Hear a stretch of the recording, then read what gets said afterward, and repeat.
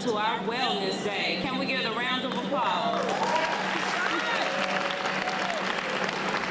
We need to be excited because since 2010, the Black and Gold Fit and Bold Committee has identified a problem and decided to take a plan of action and make strides to make change.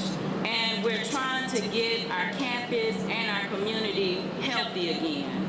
They've started activities, and many of you participate in the line dancing, the water aerobics. I myself did the lap swimming. They have a trail around campus.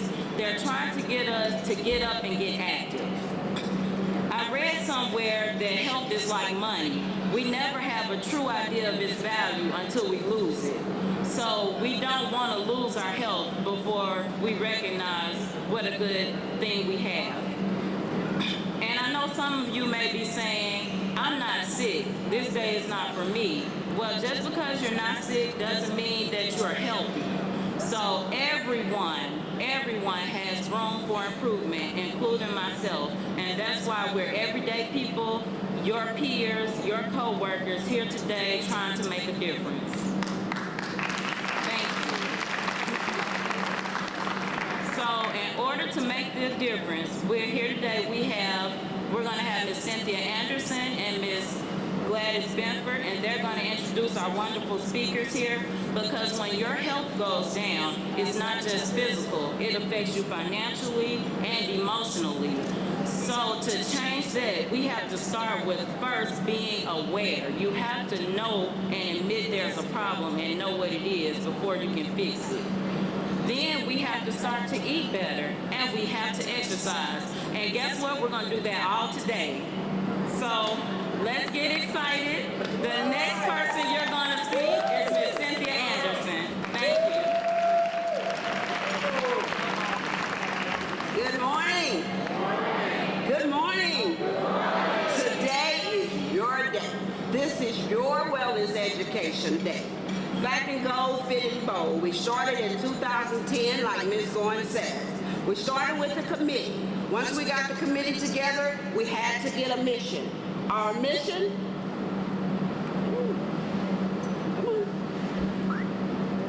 okay, since it doesn't want to show up, I'll read what your mission is, okay?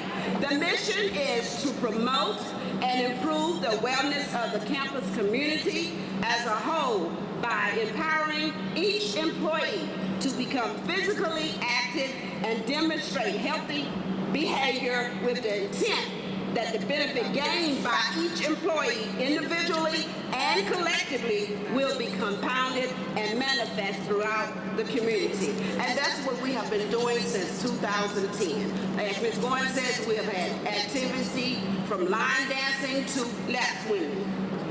One more.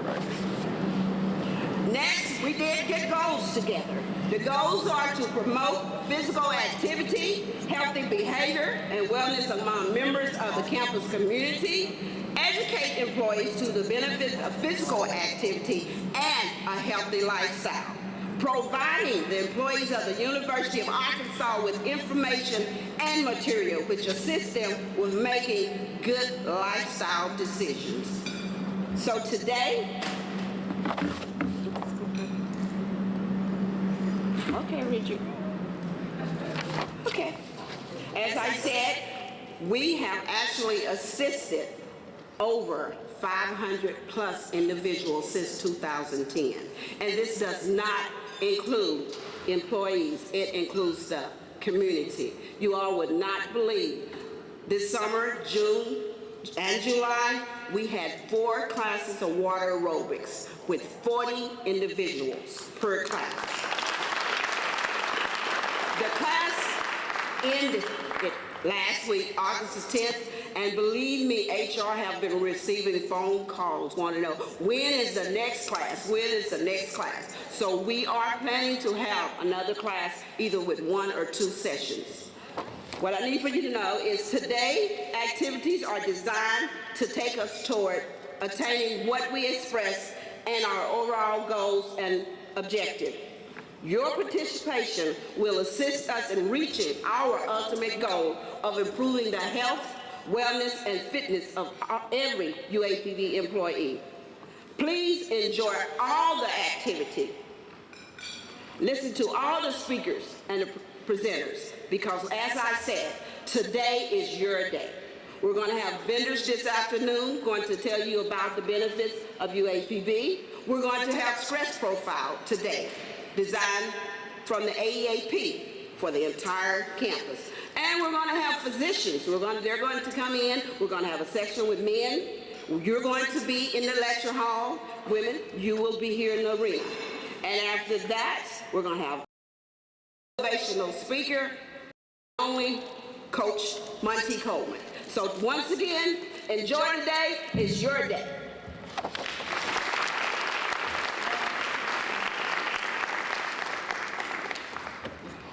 Good morning. Are you motivated today? All right. Okay. Before I introduce our speakers, I would like for you all to do me a favor and give a big hand of applause and help me to congratulate and give Ms. Anderson and the committee. This is Ms. Anderson's baby. This is her baby. This is her brainchild. And when she came and said that she wanted to do this, hey, here's the baton. Go for it. And she went for it. And it has grown. It has been very beneficial for a lot of employees. We have had, not only employees, but students, because we had the biggest loser. And, well, student one, I believe, $100. And then we also had staff members to win. So enjoy. It gives me great pleasure today to introduce our speakers this morning, and I'm going to introduce them both at this time. Our speakers come to us from the University of Arkansas System Office. They both are involved in administration of benefits at the University of Arkansas System. So if you have questions, they will have the expertise to give you answers to any questions that you may have. Ms. Ann Camp serves as the Vice President for Administration with the University of Arkansas System Office. She and her staff are responsible for developing and managing the employee benefits program for all the campuses in the university system. Ann is a certified public accountant and holds a master's degree in public health. Mr. Steve Wood serves as the Associate Vice President for Benefits, Employee Benefits and Risk Services, and has been with the University of Arkansas System for almost 2 years. He's worked in various roles in Benefits and Human Resources Administration for over 20 years, most recently serving as the Assistant Dean for HR and Administration at the University of Arkansas for Mid-Sciences College of Medicine. Steve received an MBA from Northeast Louisiana State University and has been certified as a senior professional in human resources. Good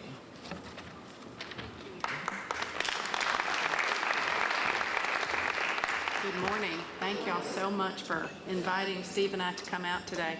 I have on my new bifocals today, so if you see me doing this a lot, it's not necessarily that I'm nodding, it's I'm trying to find out where the sweet spot is on this thing. I still haven't found it. When Cynthia invited Steve and I to come down today, we were both very, very enthusiastic to come down, because we've been talking about Black and Gold, Fit and Bold to other campuses for some time. You all are really leading the way in wellness. And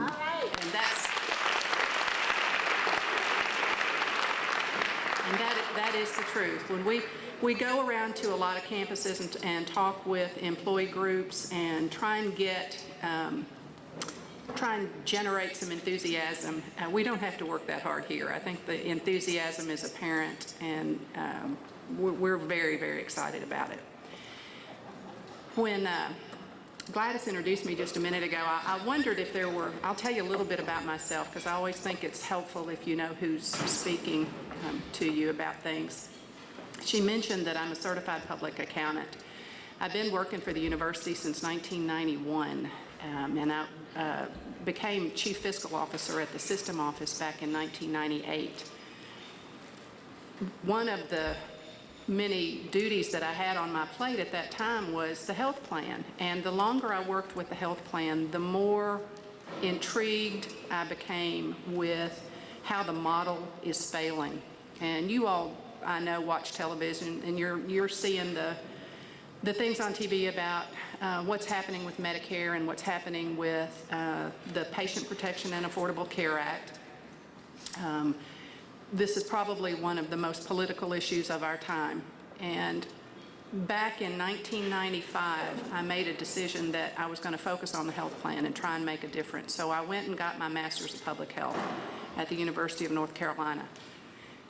So it's unusual to see a CPA MPH, but the thing it allows me to do is to look primarily at the economics of health insurance, see where it's failing. And we have so much room for improvement, I just can't begin to tell you. In a little while, I'm going to turn it over to Steve, and he's going to talk about the new model of paying for wellness as opposed to paying for sickness. But my role this morning is to kind of give y'all an overview of our health plan, your health plan. It's a large health plan. We have, I never get this number right, I believe 9 campuses and units that participate in the health plan. So we have UAPB, UA Monticello, UA Fayetteville, UA Little Rock, UA Med Sciences. They're our biggest participant. They have about 50% of our lives. Batesville Community College, we have Phillips County Community College, we have the Division of Agriculture, we have Criminal Justice Institute, we have the School for Math and Sciences down in Hot Springs, all participate in the health plan. And all together, we have around 36,000 lives on our health plan. Now, I'm going to use a term here that if you don't live in the insurance world, it may not have much meaning for you, but it's called self-insured. What that means is we really run our own health plan. We don't go out and every year make an arrangement with a Blue Cross Blue Shield or a United Healthcare or a Cigna or an Aetna. And they come in and tell us what the health plan will look like and what our premiums will be. We don't do that. We're self-insured. What that means is that we carry all the risk, the financial risk for the health plan. So we have one source of revenue to the plan, and that's premiums. Your premium dollars and then the employees' premium dollars that come, and those dollars represent the only assets we have to pay health claims. When we get bills from your doctors and your hospitals and your clinics for care that the employees access, the revenues that we have available to us to pay claims are premium revenues. Now, the good news about being self-insured is we don't build in a profit percentage. That typically, for most insurance companies, is about 15%. So I think on average, I can tell you in all campuses that we're saving about 15% by being self-insured. But it also means that we carry the risk for the plan, and when we have a bad year, that's when all of us quit sleeping. Right now, we have QualChoice of Arkansas is our third-party administrator, and basically what that means is we pay them a per head count fee, a fixed per head count fee every month, just to pay our claims, to administer our claims. The other big task that we have for our third-party administrator is that they actually contract for network providers. So they're the ones that go out to your doctors and your clinics and the hospitals in the community and contract with them so that when you go to access healthcare services, you see that they accept your insurance as payment. I'd like to talk to you a little bit now about how we're doing financially. We had a fairly good 2009, latter half of 2009, 10, and the early part of 2011. But in the year that just ended, we lost $4.5 million. Our total premiums that we collected from all those campuses that I mentioned earlier was for the year that just ended, June 30th, was $122 million. So we're a large plan. But we paid claims of $127 million. Now, you might ask me, you know, and you just said the only dollars we have to pay claims are what we collect in premiums. Well, when we have a good year, we store any excess reserves and hold them in reserves for a bad year. And that's exactly what we did in FY12. But we can't keep doing it. And if you look at what drove that bad experience in the health plan for FY12, you're going to come up with a couple of things. But we ended up having to raise rates by 10% for FY13, and that's what went into effect on 7/1. So I know you want to know why the health plan experience deteriorated so quickly in FY12. A couple of things. The amounts that we pay our doctors, physician fees, went up 9% in FY12, 9%. Overall utilization went up. And what I mean when I say utilization, it's how often we went to access healthcare services. Now, there are times when increasing utilization is a good thing. So if our population is going to see their primary care physician and that increases utilization, that's great. We want you to see your primary care doc as much as you need to, particularly if you have any chronic conditions like high blood pressure or diabetes. Getting to that PCP is the very best thing you can do to begin to manage your health. But if utilization is all of us going to the ER more, to the emergency room more, that's bad utilization. So we had a lot of that in FY12. Our ER costs went up in the double digits, and accessing care in the emergency room is the least efficient, the most expensive, and the least productive way that you can access care. I would encourage you, unless you have broken a limb on a weekend or you've got a bad cut that needs stitches or something like that, just about anything, if you can stay out of the ER, it's actually going to be better. But we are aware of access issues as well. I've mentioned that when we have the health plan experience deteriorate like we did in fiscal year 12, we have a very small number of tools that we can access to deal with that. I've already shared with you that one of the tools we have is to raise rates. Now, we did raise rates 10% on 7/1, but the year before that we did not raise rates, and the year before that, on average, across all the tiers of coverage, we raised rates 1%. So if you look at the 10% in the context of the last 3 years, it averages about 3.5%, which hopefully has not been too terrible in the health insurance world. I would encourage you to look at our total premium costs. You know, if you're in employee-only coverage and you're in the classic plan, this is the only one I know off the top of my head, but I believe our premiums are around $330 a month.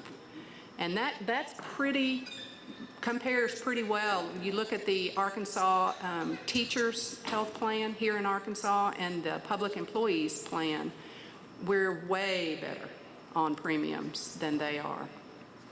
School teachers have some of the highest health care premiums.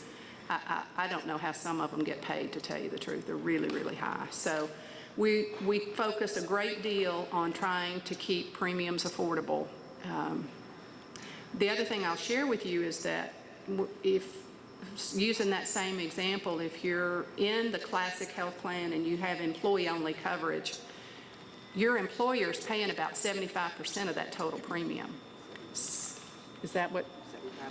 75 to 78. It differs a little bit from campus to campus. We have, it ranges from the low 70s to right up at 80%. But in general, it's about 75 to 78% is employer paid.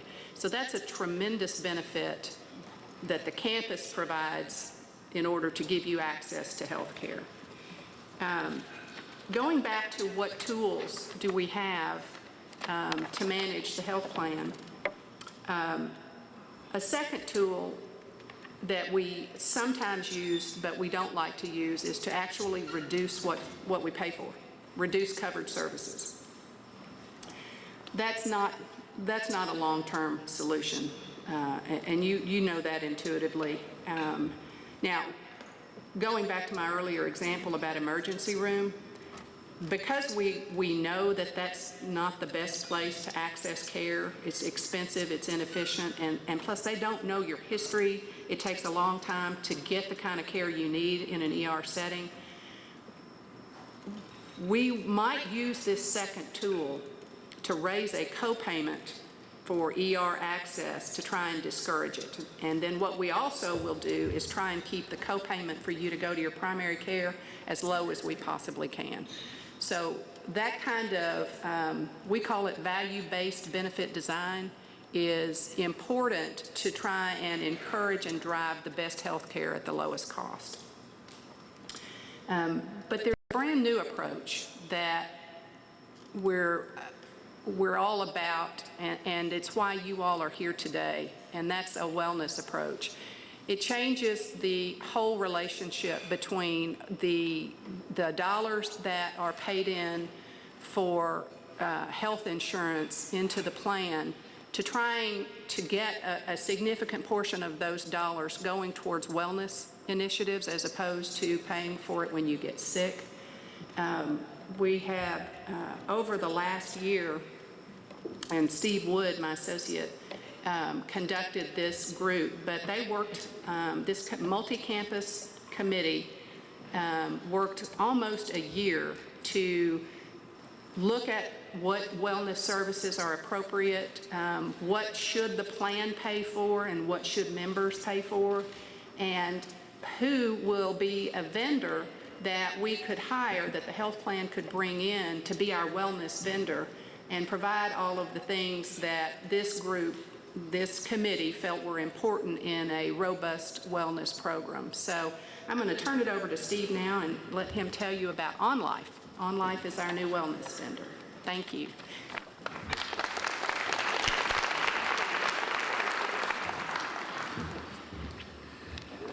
Well, Ann had to do the tough part, so I get to do the fun part and talk about what's coming. As she said, can you hear me now? Okay, sorry. Let's see. So I'll bend over, can talk and look at you at the same time. Is that better?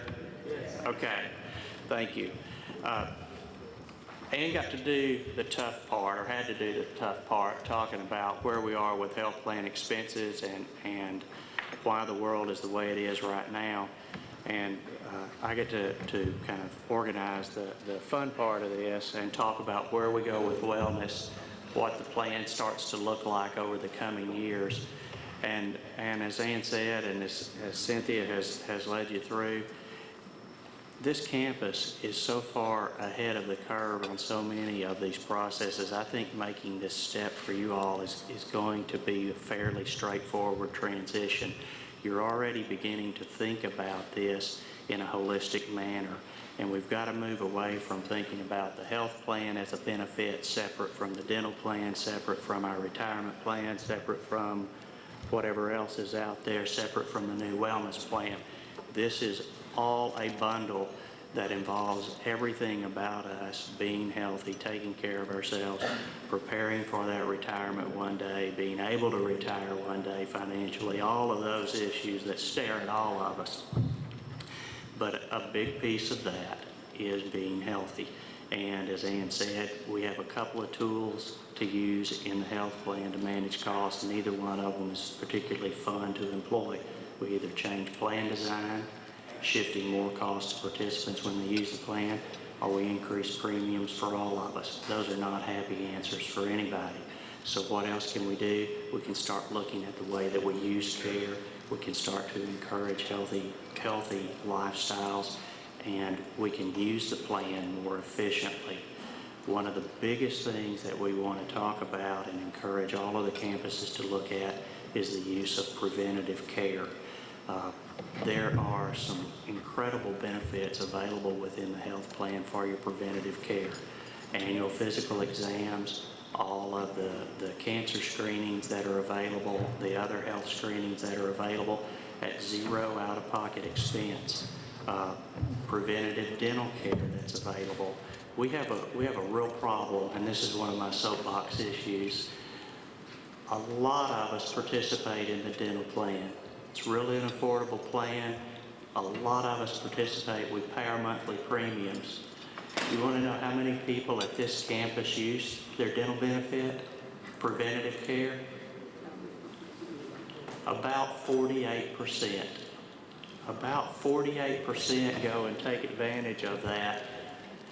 Over 50% don't go take advantage of preventative care. How many people are in the diabetes management program? We already know that about 10% of our population is diabetic. A lot of us don't know we're diabetic individually, but about 10% of our population is diabetic. Less than 10 people at this campus are involved in the diabetic management program. That program, through the health plan, pays for the diabetic testing equipment and the medications. It's out there. We have these things available, and that's part of what we want to talk about, those sorts of programs and others that are really going to get in front of that catastrophic illness.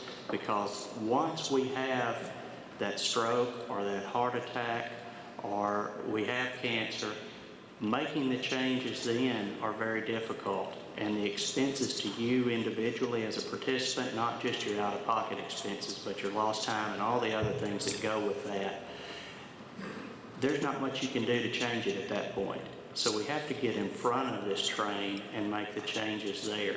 And that's what we want to do, not only with health plan design, but with the wellness program. And we are real excited about the wellness program. The new vendor is OnLife. They are out of Nashville, Tennessee. They have a great website if any of you care to look at that.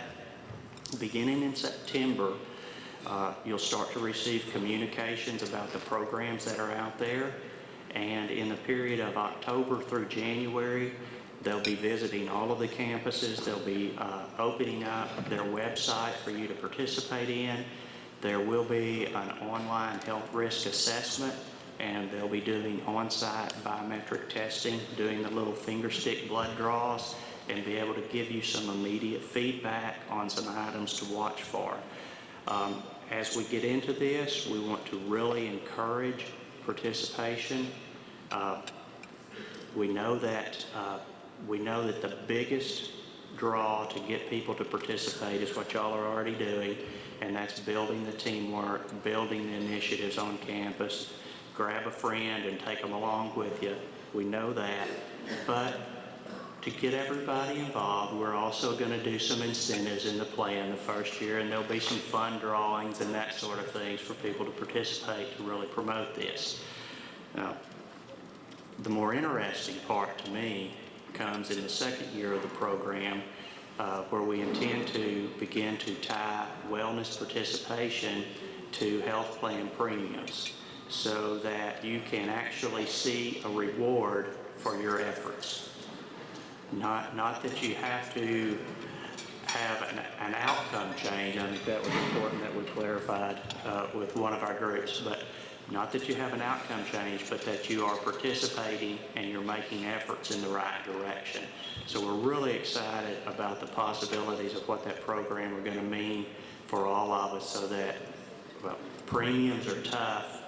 I, as a participant, will have an opportunity to work through the wellness program, work through some other activities, and have an impact on my individual premiums. So we're real excited about that. There are any number of things I can keep rattling on about. Two more things that I do want to mention, though, that are separate from the wellness program, and Ann touched on one. Our TPAs out there, we are looking at TPA services and looking at the cost involved in those. Again, we've invited participation from all of the campuses to assist in that review. By the way, Dr. Lewis was your representative on the Wellness Selection Committee, and we took way more of their time than we ever intended to, but we appreciate it very much. So we do have an RFP out there for wellness, for health plan administration, and within the next week, perhaps 2 weeks, hopefully within the next week, we're going to be sending out a survey that we would like you to participate in. And we're really interested in your opinion on the different aspects of the health plan and the benefits programs that are important to you. And the information you give us is going to help drive health plan design in 2013, certainly in 2014 and beyond. It's a completely anonymous survey. It's going to be conducted by a third party. Cynthia left us, but it'll be available through your Human Resources office. And we really want to encourage your participation in it, because some of the questions we're talking about are the items covered here today. What's your preference on premiums? What's your preference on out-of-pocket expenses? What pieces of the plan are more important to you than others? So please participate. Please watch for that survey as it comes out. What else? Did I skip any of our activities?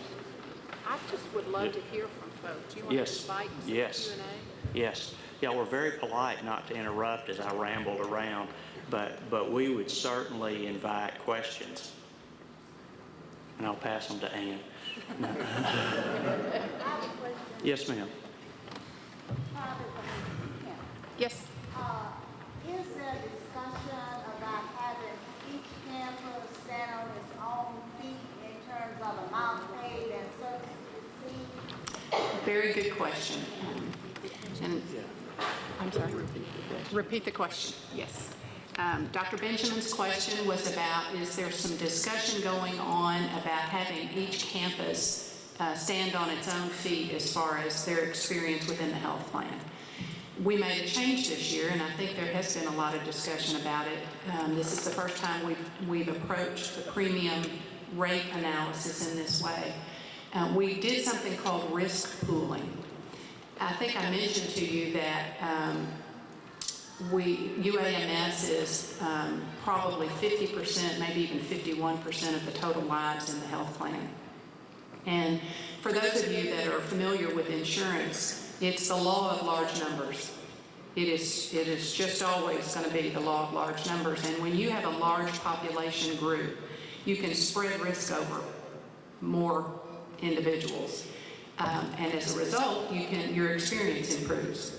It's one of the reasons that our politicians right now are struggling so hard with this Patient Protection and Affordable Care Act, because that is an attempt to get everyone covered.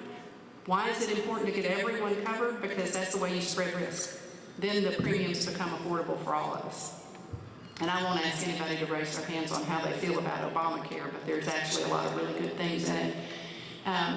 When you have a multi-employer group like we have in our health plan, and you have employers, the campus budgets paying for 75 to 80% of the premium dollars, they start to focus a lot on what their premium costs are. We have ended a probably 9-year period in which the good performing campuses, if you will, the large campuses, have created surpluses year after year after year after year. And the smaller campuses, or campuses that have access issues in particular, have created deficits. And the deficits begin to build over time. So what we did this year, we introduced a risk pooling. We separated all of those campuses into 3 pools. And we looked at a modified premium renewal analysis based on experience. So those campuses that had a history, a 9-year history of deficit, so we're talking about Monticello, UALR is the largest campus in that pool, risk pool 3. So Monticello, UAPB, UALR, Batesville, Phillips, and there's one more I'm blanking on. Anyway, received that 10% premium increase on July 1. Now, if we had gone to a true risk rating and we had looked at risk pool 3, the premium increase probably would have been between 40 and 45%. That's why I say it's a modified. It's the beginning of a recognition that some of the larger campuses, quite honestly, might consider pulling out and going on their own to do health insurance. That's an option they might have. We don't think that's a good option. We'd like to keep the pool together. So this was an intermediate step, but what we're committed to and think is the longer-term solution in preference to risk pooling is that we begin to correct those discrepancies, and we do it through wellness. So we want the percentage of our population on all of our campuses, but particularly those in risk pool 3. We want y'all and us going to our primary care physician once a year. There's no out-of-pocket to health plan members. You get the works from your primary care doctor. They do your blood test. They tell you it's time for your mammogram. It's time for your colonoscopy. You know, it's that kind of report card opportunity when you sit down with your PCP and you go through all those things. If you just go to specialists, you know, if you get a real bad sinus infection and you go to an ear, nose, and throat guy, or if you have arthritis in your hip like I do and you just go to an orthopedic, you don't get what you need to get from primary care. So let that PCP be your advocate. Know your entire health picture, know your family history, know that diabetes runs in your family, or high blood pressure runs in your family, or cardiovascular disease runs in your family. And take it, you know, look at those cholesterol levels every single year when you have your annual physical. And if your triglycerides are high and you need to be on a statin, you know, that's where we think the long-term solutions are going to be. So risk pooling was an uncomfortable step we took this year. Quite honestly, we felt like we had to maintain the integrity of the group as a whole. But we don't want to go down that road as the long-term solution to keeping the health plan viable. So we need help from you all on that. I always forget to ask this because I'm nervous when I get up to the podium, but we want lots of questions. We want to hear from you guys about what you think works, what doesn't work. If you have some particular things about how our health plan design is that really make you mad, we tell us. We want to hear that. So, Chancellor, I will pick you first. A couple of times you mentioned performance related to size. Would you explain that? And also, what are the factors that establish the risk pools? I heard what you said about not seeking preventive care, but are there other factors that we need to know about so that we can get out of that risk pool? That's a very, very good question. Oh, I just kicked the podium. I'll take the first question first. When you have, 2012, fiscal year, I'll just pick that one as an example. Fiscal year 2012, we had a tremendous number of catastrophic cases. I'm trying to think how many premature babies. Steve's telling me we had 8 preemie babies. These babies end up at Children's Hospital, which might be the most expensive place to access care in the state of Arkansas. They do an incredible job. If you have a sick baby, you want that baby at Children's, but you can get north of $1 million in a big hurry. Catastrophic cases really ate our lunch in fiscal 12. When you look at a campus's experience, and you have, let's just say you've got 1,000 covered lives at a Phillips County Community College, you got 1,000 covered lives. You have bad luck and get 2 preemie babies on that campus, you're in the hole. When you have small groups and you have catastrophic events, it will affect your experience. UAMS has 17,000 lives. They can afford to have more catastrophic events because it gets spread over a larger pool. So that's the easiest way to explain it. Now, you might ask why we ever tracked experience by campus in the first place. It's the first question I asked when I came in 1998. Why in the world are we doing this? But it's always been done. So since the inception of the health plan, every single month, Ms. Thomas in the business office gets a report, and it shows every campus experience. It's always been done. Everybody's acutely aware of it. So that's our reality. I think we pretty much have to live in it. Now, you asked about what you can do going forward. You're really already doing it.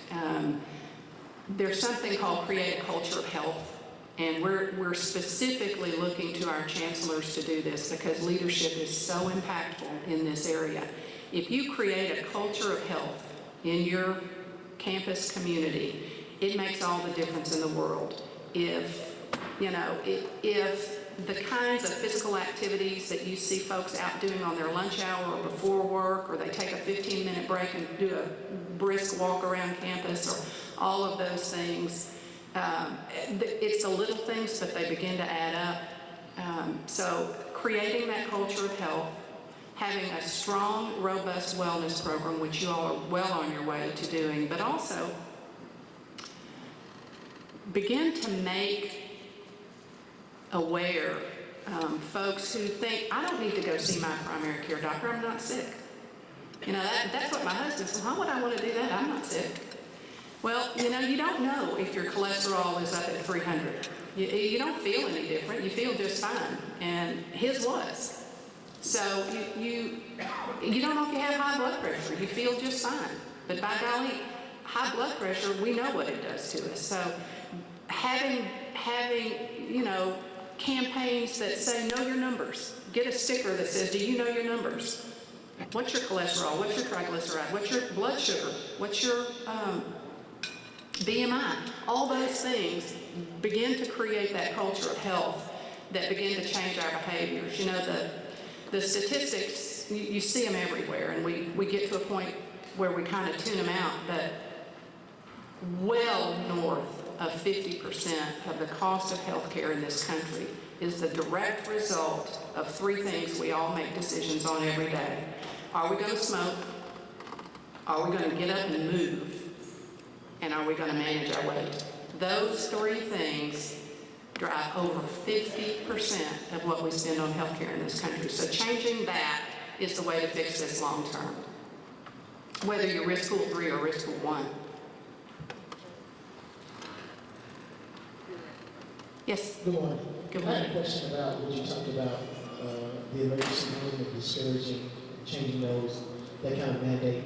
Has there been any consideration about the health care where people live? For example, some people like to travel and have to travel to better hospitals. And I wanted to know if that's a consideration in terms of discouraging people to go to the emergency room when they oftentimes might need immediate care, specifically when they have small children where they can't wait. So I'm just curious about. It's a great question, and I'm going to be honest when I answer you. It's probably our weakest link. Access is very different depending on where you are. Now, I did not look at the community of Pine Bluff to see the number of primary care physicians that you have. I should have done that before I came. Phillips County, which is a campus that I'm more familiar with their statistics on, has almost no PCPs for the population in that county. What that means is you can't get in. Or if you do get in, you don't get the kind of full-on annual physical that has all those components I described earlier, because they don't have time. Now, I don't know about Pine Bluff, but access is an issue. And I know in some of the larger communities in Little Rock in northwest Arkansas, and in some cases in northeast Arkansas, you'll find primary care, both pediatric primary care, but also adult primary care clinics that will have what they call urgent care clinics. And that is way better than the ER. First of all, they'll have your records, so you'll get the care you need much quicker than you will in an ER setting. I don't know if any of the primary care clinics here in Pine Bluff have extended hours or urgent care, but that's something to explore. Now, one thing we've worked on at the system office is trying to get, for those communities that have AHECs, and I believe Jefferson County has an AHEC, we're talking to the AHECs about partnering with the campuses, and I think the AHECs have actually, Cynthia, they've actually come to your fairs before. They're doing our health show too. Okay, wonderful. Oh, good. As far as the primary care physician here, there's over 117. So there's not too many physicians here in Pine Bluff that does not take Qualchoice. Okay, wonderful, wonderful. Well, Steve mentioned that we have an RFP out for our third-party administrator. So Qualchoice is our current provider, but we're looking at the marketplace. And one of the things that a TPA does for us is our networks. They put our networks together, and we need extensive network coverage if we're going to address the access issue. So we're in the process of looking at that, and we'll likely make a decision by September. So. Yes. Two things. You discussed the year 2 incentives, and must you be in an official program in order to reap the benefits? I'll call on Steve for that. Well, so, the incentives for year 2 within wellness and health participation, that's part of what we want to ask you about in the survey. What's going to motivate you to get involved in it? What we can picture right now is a true tie back to your health premiums. If you participate, and don't hold me to this, but here's what we're talking right now. If you participate in the HRA, you do your biometrics, you go see your doc for your annual physical. If you are diagnosed with a chronic illness, that you are participating in the appropriate management programs for that illness, then that's going to be reflected in your health insurance premium. Does that answer close enough? Yeah. So it's.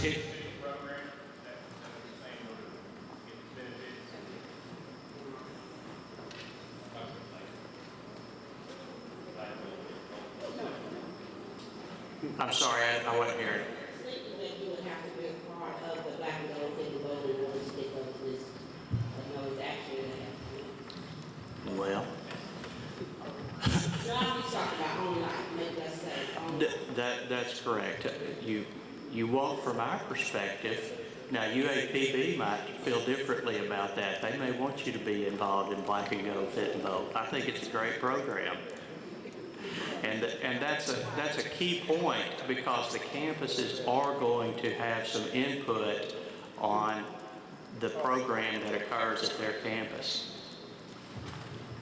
And we would expect each program to be a little different. Okay.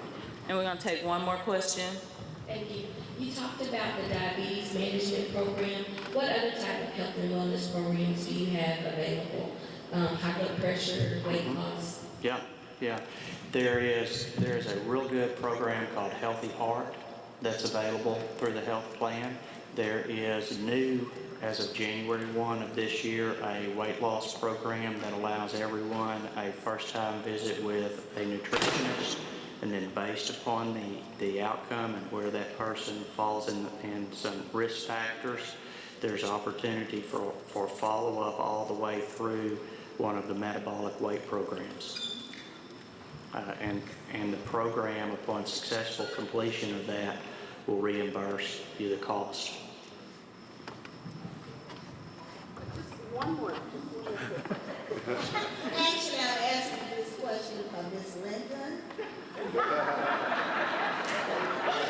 The question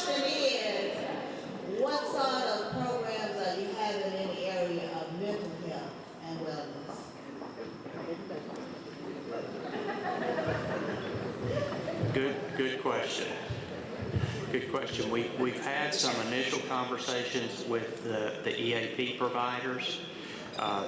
There is not an additional wellness program within the health plan right now dealing specifically with mental health issues. It's covered as a normal health care item. That's certainly one of the items that we should be exploring as we go forward in the year. And again, I think this survey that's coming out is a perfect opportunity to voice your opinion on those issues. I just wanted to add one thing, because that is so important. As I said, we have an RFP out right now for a third-party administrator, and some of these, or all of these programs, the Healthy Heart, the Diabetes Management Initiative, the Kick the Nick program for smokers, are actually administered by our current TPA, Qual Choice, so that the interaction is between the member and Qual Choice on those programs. When we interview the finalists in the RFP search in September, one of the big topics they have to address is tell us what resources and what programs you have. What can you offer our members? Because we want to, quite honestly, those programs that we just named, we created at the system office, handed them off to Qual Choice and asked them to administer them. We want to see what folks can bring to us, and mental health is one that we're very interested in. So I'll let you know after we get through those interviews what we learned, and I think you'll see some changes. I really do.